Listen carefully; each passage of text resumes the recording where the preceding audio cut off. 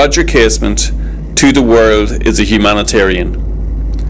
Roger Casement, to the Irish, like Twain, is a patriot and a martyr. Roger Casement, to the British, was knighted in 1911 by King George V, but then became enemy number one. Stripped of my honours, so no crimes were mine. Now I aim to forget with the passing of time.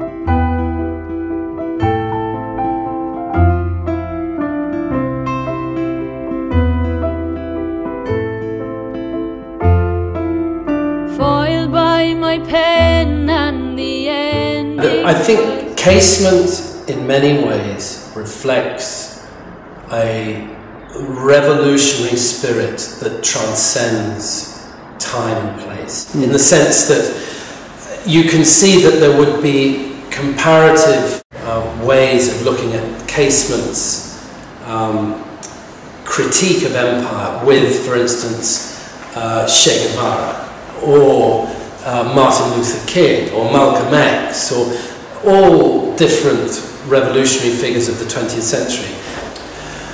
One Bold Deed of Open Treason is in many ways the most important document Casement ever wrote. And the reason I say that is because it tries to set out in a very straightforward language an argument supporting his path to treason. And what Casement felt was that the powers of propaganda and of misinformation and of rumour during the First World War would ultimately distort how history was written.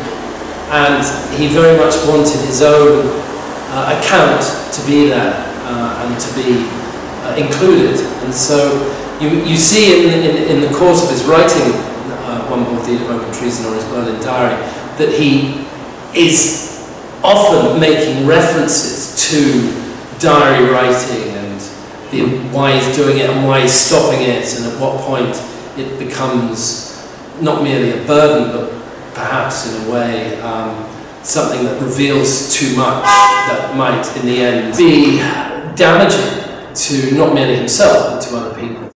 The Black Diaries have been very effectively used to essentially obfuscate Casement and confuse him in the public imagination. And my whole argument, made over 20 years and in over 5 book publications as well as many articles, has always argued for the fact that those diaries are forged, and they are intentionally forged in order to manage and control Casement's place in history. The Berlin Diary in many ways does the opposite to that. Casement is very deliberately trying to produce a document that will make him very visible within the accounts of the First World War. And therefore you could argue that the Berlin Diary by Casement and the Black Diaries work in opposition to each other. Foiled by my pen and the ending was great, shunned by the men I had wanted to save, and the gallows cared not for the good that you've done, hanged on a comma for the war.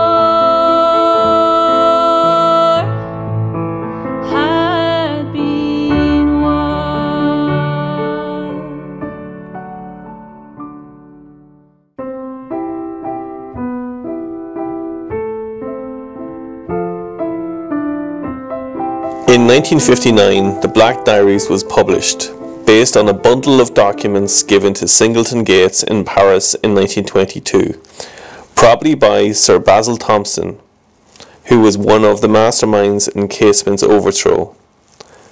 The controversy continues. 1959 test results cannot be found. 1972 test was amateurish. 1993 test inconclusive. 2002 test challenged by Paul Hyde. History Ireland, July-August 2016. In Hyde's article, he recounts that Dr. Audrey Giles was commissioned by Professor W. J. McCormick to authenticate the diaries, that they are genuinely written in his hand throughout. Dr. Giles stated in RTE's March 2002 Alan Gilsonan documentary, The Ghost of Roger Casement, "I doubt whether, in the end, any close analysis of the ink is going to tell us a great deal about them." The methods used were those of comparative handwriting analysis. Dr. Giles stated, "Handwriting examinations are necessarily to some extent subjective. It relies on my judgment to determine whether features are the same or different." And therefore, since the publication of the Black Diaries in 1959 and the need by the revisionist school in Ireland to really denigrate Casement in the public imagination and reduce his place within the history of 1916 to a level of banality, the Black Diaries have been foregrounded in a way that really they shouldn't be. I mean, Casement is a lot more than his Black Diaries. Okay. The great, continuing, lingering problem over Casement's, if you like, welcoming into history, or his proper incorporation into historical study, is that in a way his life is really about an ever unfolding series of different conspiracies.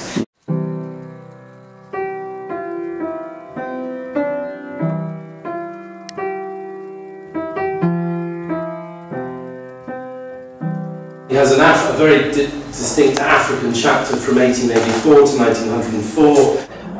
Casement spent much of his working life here in sub-Saharan Africa, partly in Nigeria, here in the Congo as it is, or the Republic of the Congo as it is today, Angola, and Portuguese East Africa, where he was sent in the mid-1890s. The British Foreign Office sent Casement into the Congo to investigate, photograph and bear witness to the brutality in the Congo. Now I can see all that has passed. The battle was lost, for the judgment was cast. Though I change not a thing if you ask.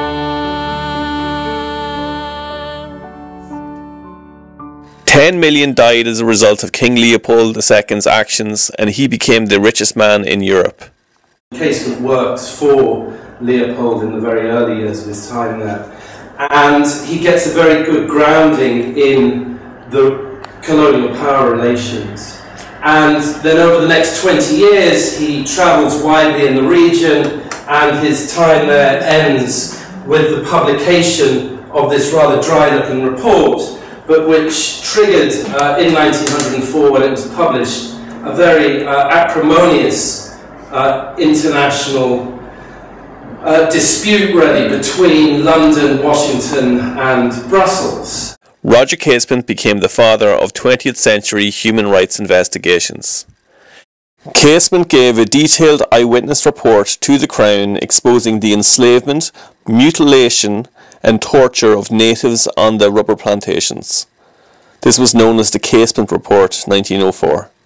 Anyone who knows Brussels well should be in some ways conscious that many of the most impressive public buildings in the centre of Brussels were built during the time of King Leopold's reign, and much of that building was paid for with the huge profits garnered from the extractive rubber industry, and Leopold's whole regime in Central Africa ended on a very sour note as a result really of not merely Casement's report, but a group of other activists who had begun to critique empire in a whole number of different ways. And here on the left you have Alice Stopford Green, and on the right you have Edie Morel, who was the founder of the Congo Reform Association, along with Alice Stopford Green and Roger Casement, and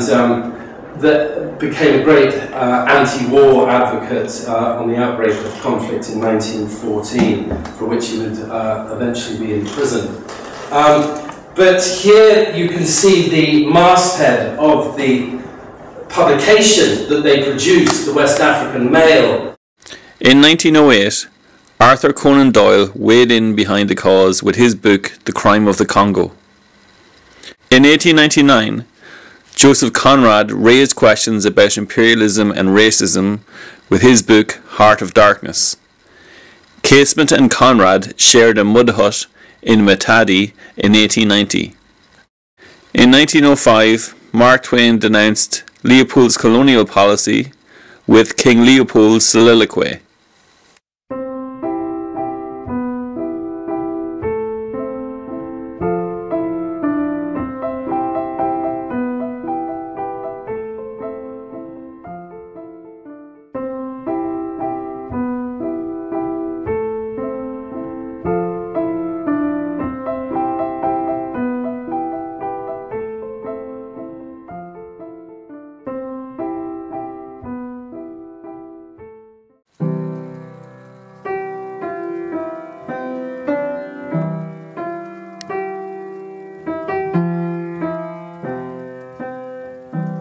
And then he also spends 7 years here in Brazil working as a British consul. In 1906 and 1908, Casement was given consular posts at Santos and Belém do Pará. Casement arrived back in England on leave in spring 1910. Another scandal about the rubber industry was breaking in London. The offending rubber company, the Peruvian Amazon Company, owned by Peruvian Julio Arana, had been floated on the London Stock Exchange, raising £1 million of investment capital and with a board of British directors to oversee the company's activities. Casement asked Sir Edward Grey to be sent to investigate. In 1910, he was sent with a 5-man commission selected by the Peruvian Amazon Company to investigate. The Amazon Journal is a work of candid and harrowing descriptions. The main report, delivered on St. Patrick's Day, 17th of March 1911, was very different from his initial brief, which had restricted his investigation to the condition of the Barbadians. Instead, Casement concentrated his report on the mistreatment of the indigenous communities of the Putumayo. Casement presented his case to the US President William Howard Taft with the support of the British Ambassador James Bryce. The US State Department was persuaded to apply pressure on the Peruvian government under the emerging special relationship between the British and US governments. On the publication of the official Putumayo Blue Book, the Times of London wrote, "No one who reads Sir Roger Casement's report can fail to wish it means and power to extend its civilizing influence. The existing system cries aloud to heaven." And just as Leopold II had to leave the Congo, the directors of the company had to resign. Casement himself greeted the publication of the Blue Book by saying, "I've blown up the devil's paradise in Peru. Putumayo will be cleansed, although nothing can bring back the murdered tribes. Poor souls." Casement was awarded one of Britain's highest honours, the Order of St. Michael and St. George by King George V. In October 2012, exactly 100 years after the publication of the Blue Book, a delegation of government officials from Peru, Colombia, Brazil and the British ambassador in Bogota gathered at the old rubber station at La Chorrera, Putumayo, to recognise the ethnocide committed against the Putumayo communities during the rubber boom. If the lesson is learnt from the death of our ancestors, their death will not have been in vain, an association of indigenous people of La Chorrera said in a statement issued on October 12th. 2012. The statement coincided with a public apology by Colombian President Juan Manuel Santos.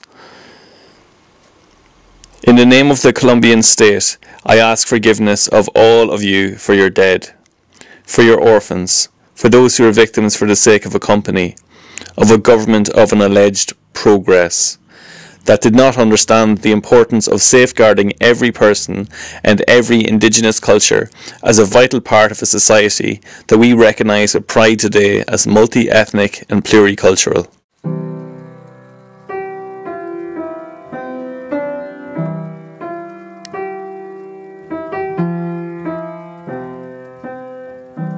And during that whole period, and in particular from 1898 to 1916, he's very closely involved with Irish affairs. I think the real key moment is 1904, because you get in that year him returning from his long, 2 decades in Africa, Sure. and then finding Ireland in this extraordinary moment of transition in terms of cultural nationalism and the revival. And he goes to a feis, or helps actually organise a feis in North Antrim in 1904, and it's a moment which brings together, interestingly enough, all communities into a kind of single moment. And Casement meets a lot of people he will work with over the next decade or so. Bulmer Hobson's there, Owen McNeill, Plunkett. He really, at that point, begins to realise the possibilities of what Irish nationalism can do, and not merely, I suppose, in a parochial way, but in an international context. The part of Ireland that Casement is most deeply involved with in many ways throughout his life is Ulster, and in particular North Antrim. That was the part of Ireland where he hoped one day to be buried.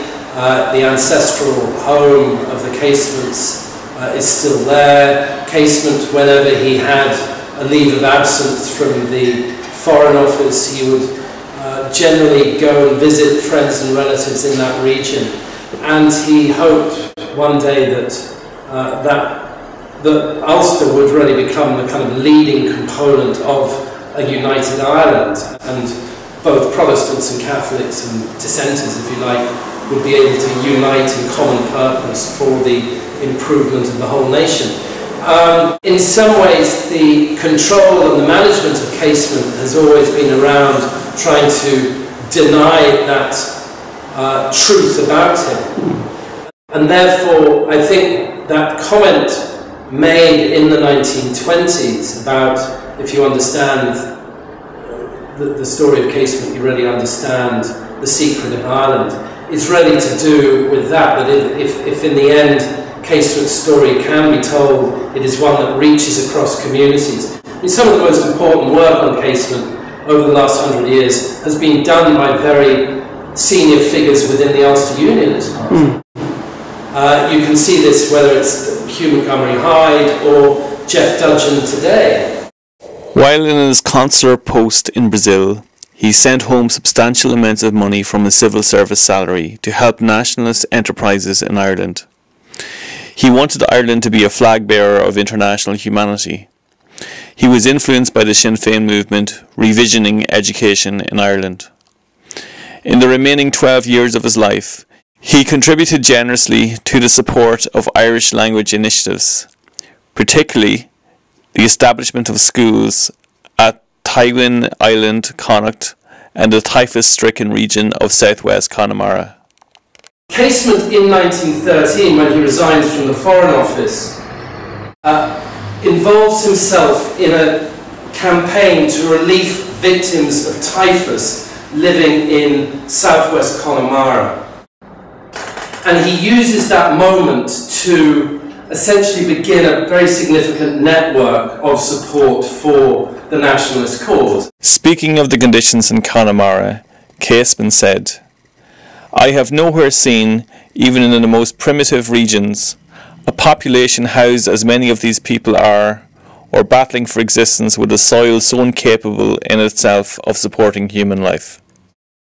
Augustine Birrell, Chief Secretary for Ireland, visited Connemara in May of 1913. He described one house as the worst dwelling I have ever visited. So you see here stricken Connemara district and images of very kind of depleted social life in Connemara. A specimen of a Connemara potato patch.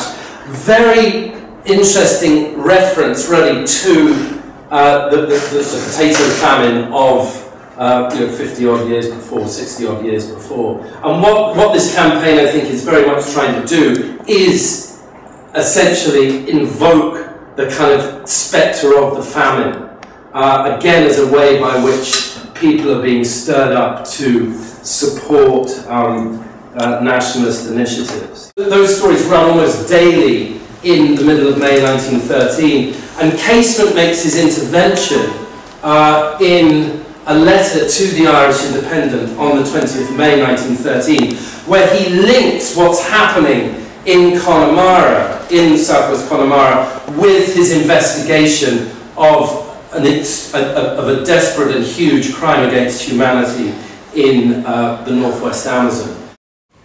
Casement visited in June 1913, promising he would collect money for the purpose of giving one daily meal in school to the children attending.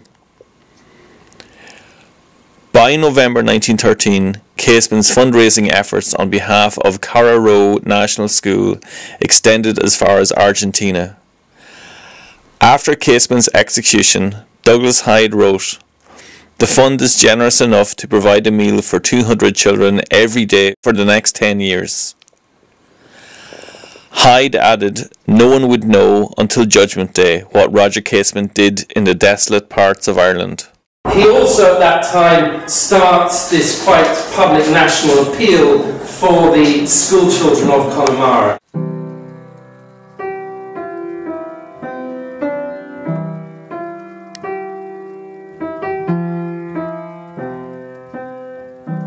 In May 1914, Roger Casement meets in Alice Stopford Green's house in London with Owen McNeill and Erskine Childers in order to raise money for the running of guns into Howth. That is a plan that is very quickly put together in response to the running of guns into the north for the Ulster Volunteers. And in July, a week before the outbreak of the First World War, we have this iconic image of Mary Spring Rice and Molly Osgood, or Molly Childers, on board the Asgard, bringing rifles into Howth and on other boats, which they obviously went on into Kilcool too. Those guns come into Howth in July 1914. Casement at that point is in America, starting to conspire very deeply with the chiefs of the Clan na Gael and the IRB. The desperate tragedy of Bachelor's Walk, which essentially is the British authority response to the running of guns into the Howth and the killing of some civilians in central Dublin, a mock funeral is held in Pennsylvania in memory of those who died in that tragedy. And Casement is famously pictured driving at the head of that procession through the streets with John Devoy, the kind of chief of the Irish Republican Brotherhood. And at that point, after the success of the running of guns into Ireland and the arming of the volunteers, Casement really within Irish revolutionary circles has reached his the very kind of apex of his popularity. I mean, Devoy and McGarrity, who have been the two big chiefs, Irish-American chiefs in America, they are in many ways in awe of what he's done and what he's achieved. The arming of the volunteers in many ways changes the whole dynamic of politics in Ireland, and a week later Sir Edward Grey, on the 3rd of August, which of course is the day upon which Casement is executed 2 years later, he makes his famous speech in the House of Commons that then commits Britain to the First World War. Casement feels utterly dejected and outraged by Ireland's participation in the war. He feels that it's completely wrong that a country who are essentially being oppressed by their position as within the British Empire should now essentially be sent to be sacrificed in the defence of the empire, the very instruments of their own oppression. So he begins to write very forcibly against the whole direction of the war from the very outset. He makes some very controversial statements about the treason of the British cabinet against the kind of forces of decency and humanity. He believes that really there was no need for Britain to have entered the war. He really ties in that decision to the fact that Britain had a choice in 1914, and perhaps even earlier than that, to essentially manage a civil war in Ireland or sacrifice Ireland in the name of a world war, and in the end they took the latter decision.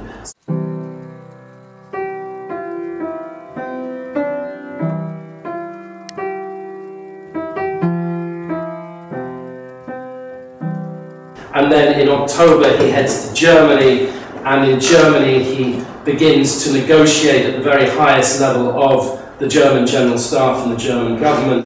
Well, I think he explains that at the beginning of One Bold Deed of Open Treason, which is, the title comes from this, in a way, an epiphany moment when he's sitting in Wilhelmstrasse waiting to have his first meeting with a minister, and he's reflecting on what he's just done. In other words, he has under cover, in a subterfuge way, he's left America, he's managed to escape a search party that's put on board the ship he's travelling on. He's travelling under a pseudonym, and then in Oslo on his way to Berlin, or Christiania as it was then, a whole conspiracy to try and knock him on the head is brought into play.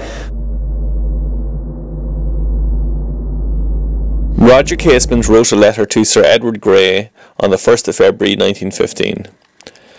I served the British government faithfully as long as it was possible to do so, and when it became impossible, I resigned. He abandoned the pension he was due and divested himself of the honours and distinctions bestowed on him. The British wanted to essentially assassinate Casement in late October 1914 when he passes through Christiania, because he had become an enemy of the British Empire. And he had by that stage been clearly really fingered as someone who was doing his best to undermine the authority of that empire. And certainly the Foreign Office didn't want him getting to Germany. He knew too much, and in his writings, published writings of 1915, and actually unpublished writings that survived from that year too, Casement is starting to reveal things about British foreign policy that were deeply damaging, and therefore it was important that he was reined in, and the best way of doing that was, as the British minister said, to knock him on the head. They were really trying to take him out of the war equation as early as they could. He engaged Adler Christensen, a Norwegian sailor, as his bodyguard and guide. Christensen became his confidant, and he shared the secrets of his mission to him. On 30th of October 1914, Mr. Findlay, minister to the court of Norway, conspired to have Christensen make an attack on Casement. Whoever knocked him on the head need not do any work for the rest of his life. He offered him, in a written letter, £5,000, which is $2.5 million in today's money. Christensen told Casement, who encouraged Christensen to return and find out more. Christensen never betrayed Casement and never took the money. The British government accused Germany of the committing of atrocious crimes in Belgium. Casement charged the British government with trying to frighten the Irish people into a predatory raid upon a people who had never injured them. He sought a declaration from the German government of their intention of goodwill to the Irish people. That declaration is the justification for my treason. And so he's a real wanted man, and he's sitting there in Wilhelmstrasse in early November, and he's essentially thinking about his treason. And he really believed, and I think believed rightly, that his symbolic move to Germany in 1914 would, in the end, force the whole Irish issue onto the international agenda. And that's really what he's trying to do.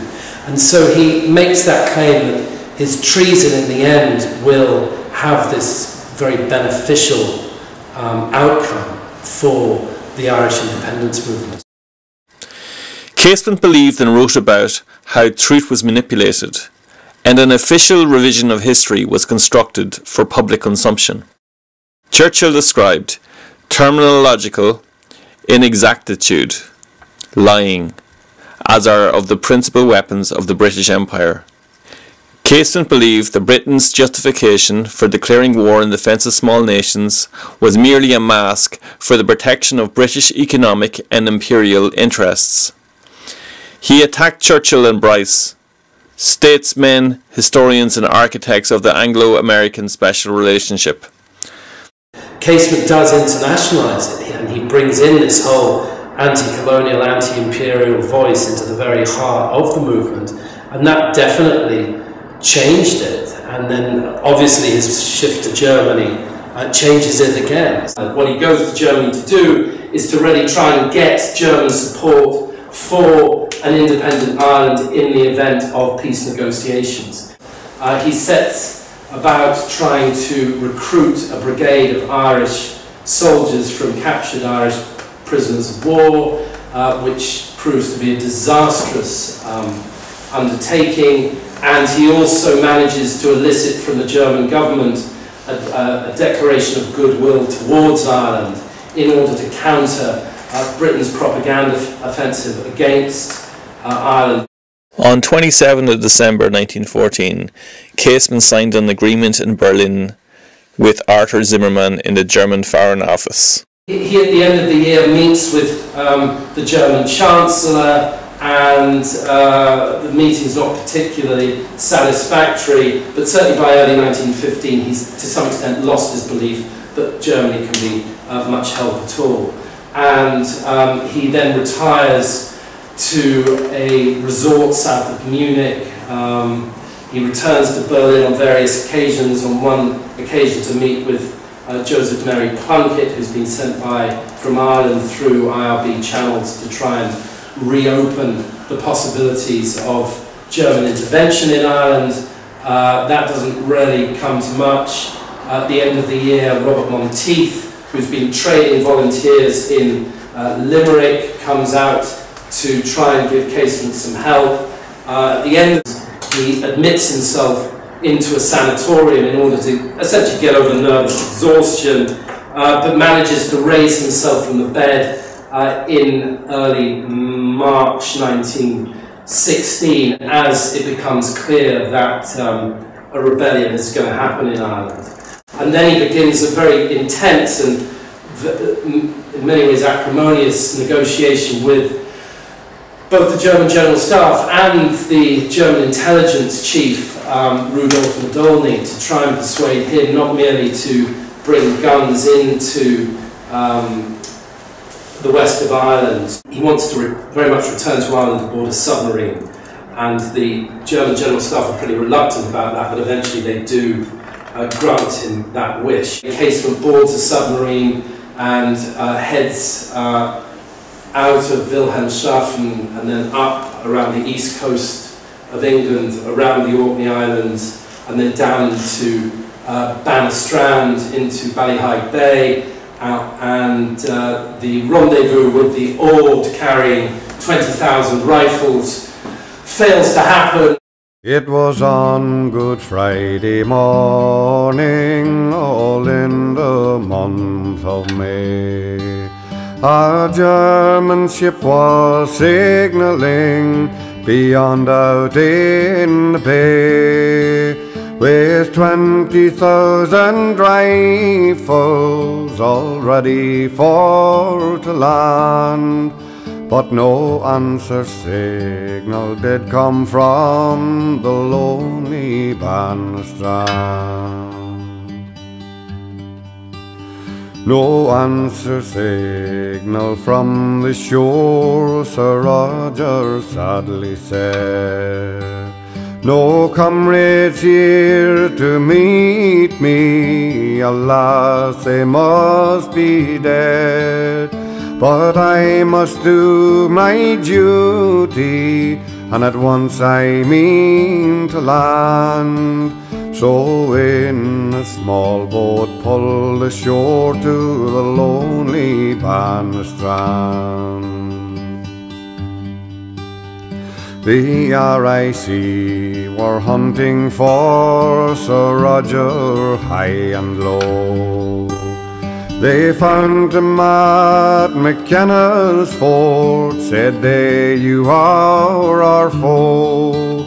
Said he, I'm Roger Casement, and I've come to my native land, and I mean to free my countrymen on the lonely Bannerstrand.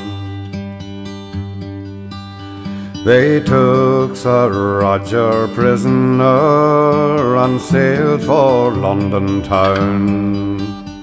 And in the Tower they placed him, a traitor to the crown. Said he, I am no traitor, but his trial he had to stand for shipping German rifles to the lonely Bannerstrand. The ship carrying the arms is intercepted by a British destroyer, and then the captain, German captain, scuttles the ship, is captured on the 21st of April 1916. He's taken to London, interrogated over 4 days in Whitehall, or in Scotland Yard, by the different intelligence chiefs, and in fact most senior intelligence chiefs in the country at that time. On the last day of his interrogation, the rising breaks out in Ireland. This is the famous painting by Sir John Lavery, which is currently on exhibition in the Hugh Lane Gallery in Dublin, the Dublin City Museum. And it's an extraordinary insight into the power of the judiciary at that time. You can see Casement, more or less the centre of the painting. But it's above all a very interesting representation of the relationship between the judiciary and unionist power. At the bottom right-hand corner here, this figure here is Edward Smith, the future Lord Chancellor and signatory of the Anglo-Irish Treaty of 1921, who prosecuted Casement, but of course had been with Sir Edward Carson, one of the founders of the Ulster Volunteer Force. So there is a ridiculous, a shocking conjunction, as H.G. Wells said, that the man who was perhaps most politically opposed to Casement on every level should have then been chosen to lead the prosecution in his treason trial. Casement's trial for treason is really seen as sort of due process at work. There have been many efforts to really suggest that it was a kind of faultless moment of fair process, due process. It wasn't. It was a show trial, and in the end, Casement was found guilty of treason, which he'd openly admitted to. I mean, he knew he committed treason. He wanted actually to plead guilty to treason, but it was Sergeant Sullivan, his defence counsel, that said no, couldn't do that. And so in the end they had to go through the kind of theatrical shenanigans, if you like, of courtroom drama, sacred drama. Casement, in One Bold Deed of Open Treason, explains exactly why he's committing treason, and therefore the outcome of his trial, as far as he was concerned, was a foregone conclusion. he was going to be found guilty. He wanted to be found guilty. He wanted to die. And quite simply, that put the judiciary in a very awkward position, because you obviously, having found someone guilty, want to punish them. I would argue that he, in that respect, checkmates the system, because the law is unable really to find an effective way of punishing him. And the way that that is achieved in the end is through the conjuring of the diaries and the endless obfuscation over his true meaning. But the diary that's so central to your book, the Berlin Diary, he wanted that used as evidence. He did. There's a point in his notes to counsel where he asks if documents can be retrieved from Germany to be used in his trial. And yeah, there was a point when he was hoping that that could be used for explaining and justifying his path to the scaffold.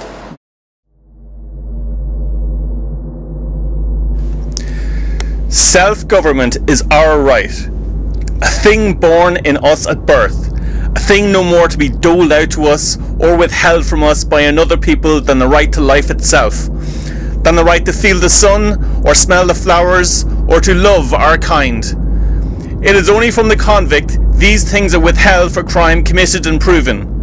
An Ireland that has wronged no man, that has injured no land, that has sought no dominion over others.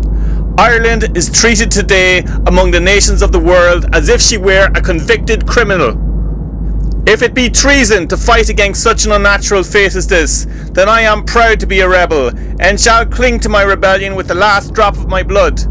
If there be no right of rebellion against a state of things that no savage tribe would endure without resistance, then I am sure that it is better for man to fight and die without right than to live in such a state of right as this, where all your rights become only an accumulated wrong, where men must beg with bated breath for leave to subsist in their own land.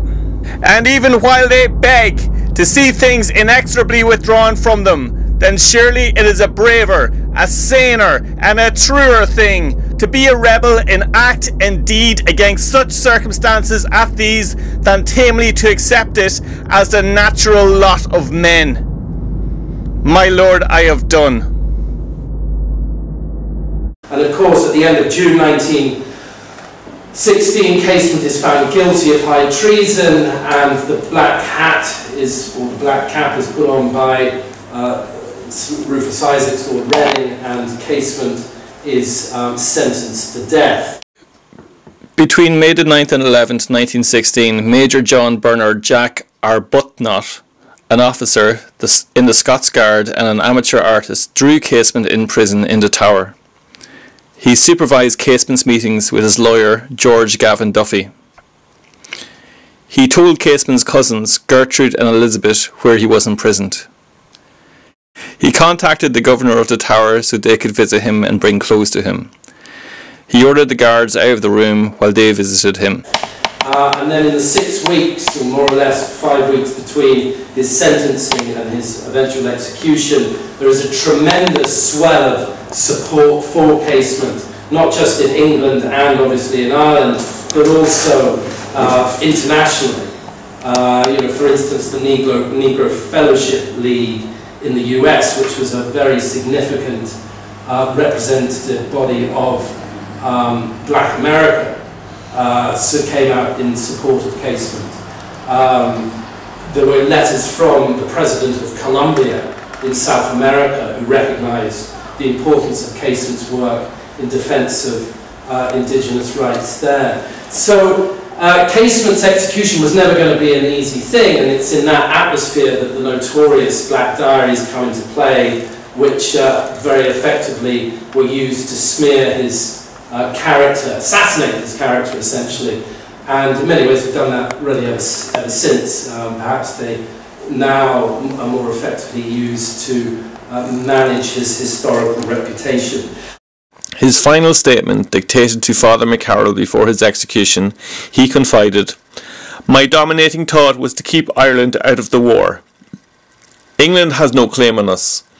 Ireland should not sell her soul for any men of empire."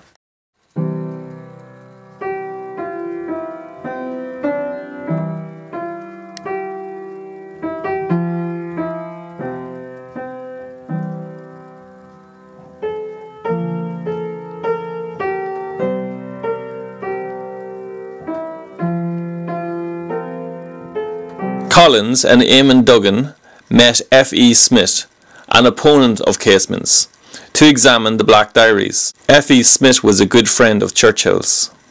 And of course, perhaps the most problematic part of the whole conspiracy is that a few weeks after the signing of the Free State Treaty and the Anglo-Irish Treaty and the Free State coming into being, Michael Collins is required to go to the House of Lords to authenticate the diaries, and he opens up a file, an official file, in February 1922 called Alleged Casement Diaries. And the only logical reason he would have done that is that he was being forced by the British government and the Lord Chancellor in this case, F.E. Smith, who had been Casement's prosecutor, to do that. In other words, the Irish state, in its very first weeks of life, had to take on the burden of the conspiracy of the Black Diaries, which they've carried very awkwardly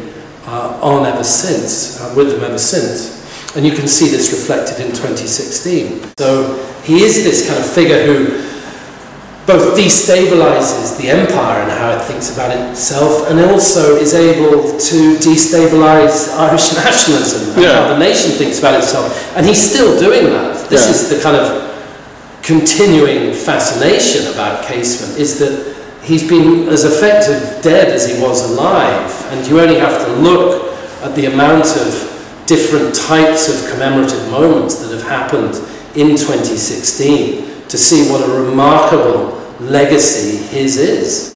Casement himself was using, in a way, his critique of empire to give ammunition, if you like, to other revolutionary movements. So you can see then why figures like Nehru or Sub-Saharan Africa, I think most obviously Kwame Nkrumah, who had a great respect for Casement and, of course, sent a wreath to Casement's funeral in Ireland in 1965 on behalf of the people of Africa. So Casement has this interest for different world revolutionary movements. In 1953, De Valera, Sean McBride and Frank Aiken delivered an oration in Murlock Bay where Casement had wished to be buried.